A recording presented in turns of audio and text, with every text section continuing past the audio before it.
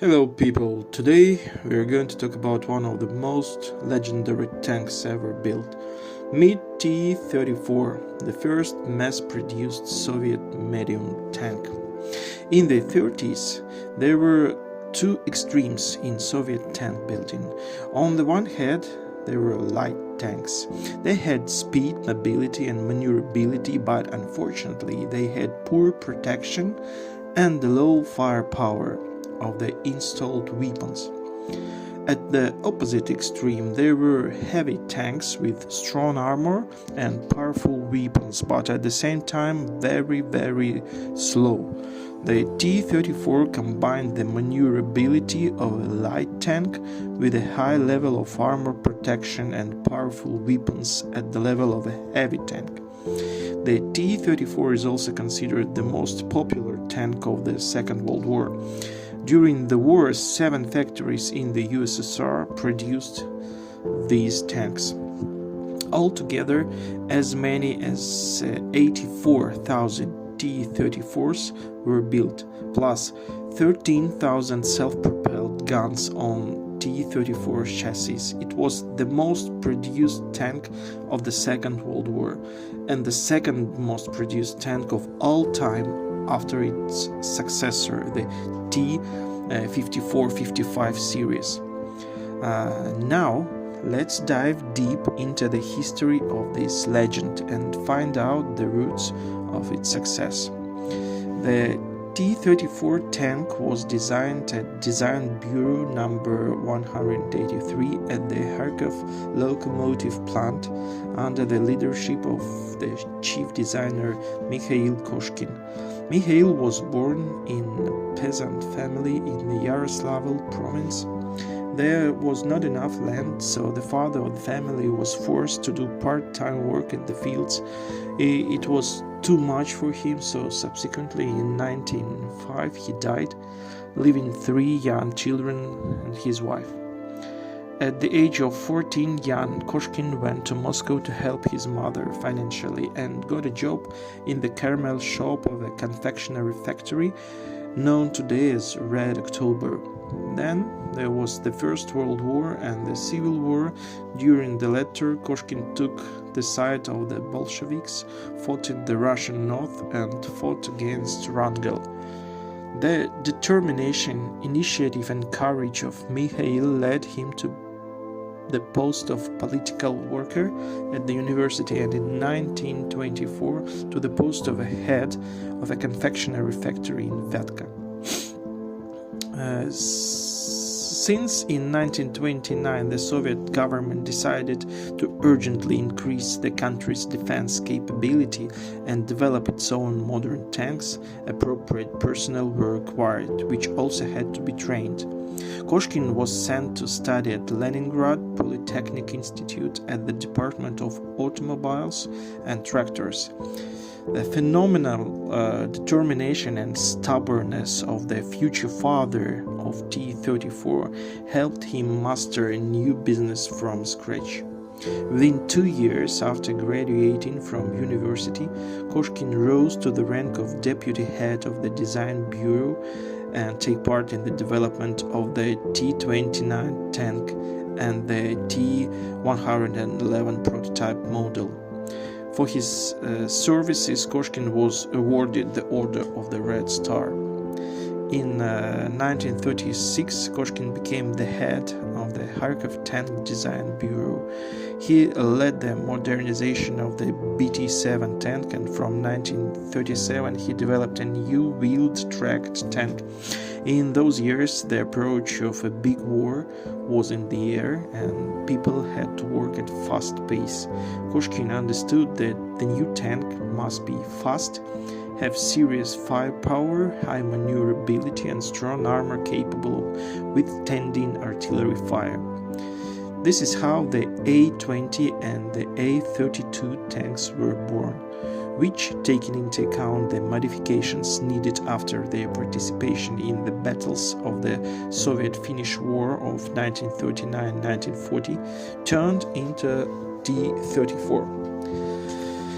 Unfortunately, Mikhail Koshkin died on September 26, 1940 at the age of 41 from pneumonia, acquired during experimental tests of the tank, which were necessary to begin mass production.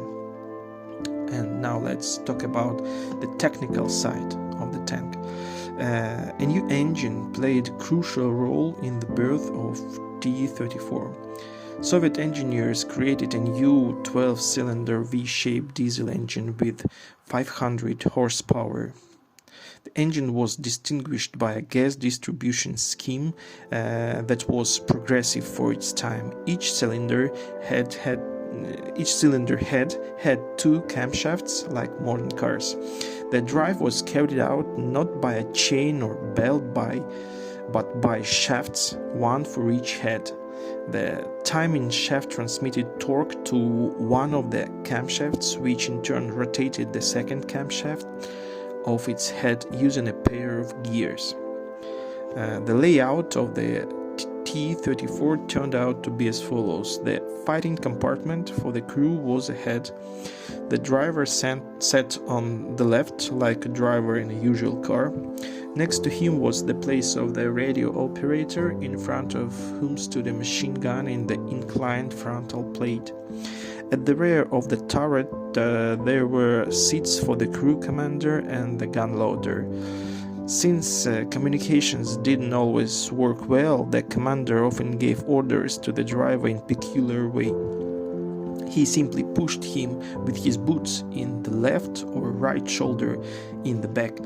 Everyone understood perfectly well that this meant that they had to turn right or left, accelerate, brake, and turn around, and so on.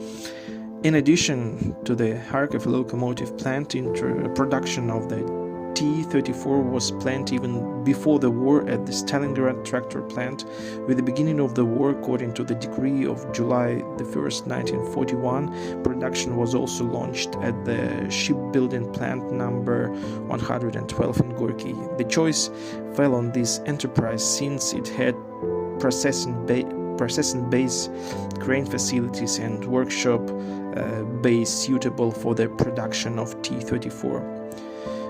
T-34s from different factories were noticeably different from each other. It was evident then in Kharkov, Stalingrad and Gorky they produced a little different combat vehicles. Production of T-34 in Kharkiv continued until October 1941. With the approach of the front under continuous bombing, the plant's equipment had to be loaded onto railway platforms and evacuated from Nizhny Tagil to the Ural carriage works. At first, the new location didn't even have enough workshop space. Power was supplied from a nearby energy train, and workers began to manufacture tank parts right in the open air in frost and snow.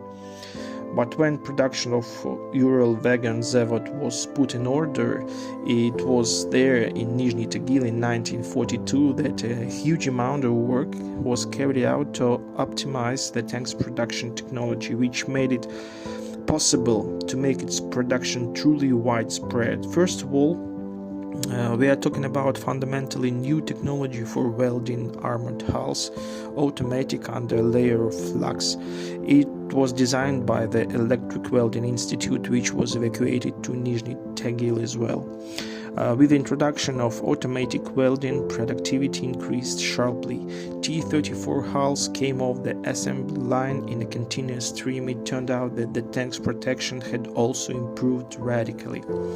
It should be noted that the legendary 34 that reached Berlin refers to the T-34-85 tank, and this version is installed as a memorial in cities and villages. However, the T-34-85 began to be mass-produced only in 1944, and the Soviet Union entered the war with Germany with the T-34-76 tank, which bore the brunt of the brutal battles, including the Kursk Bulge.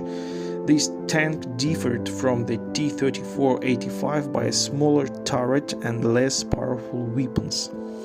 If we talk about the technical side of T-34-76, then among the most important advantages are high engine power, rational armor angles, powerful for that time weapons, large power reserve, low ground pressure.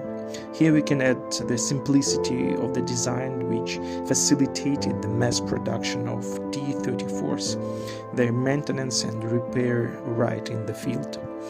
At the same time, experts immediately name a whole list of shortcomings that, as a rule, were absent in German and American tanks.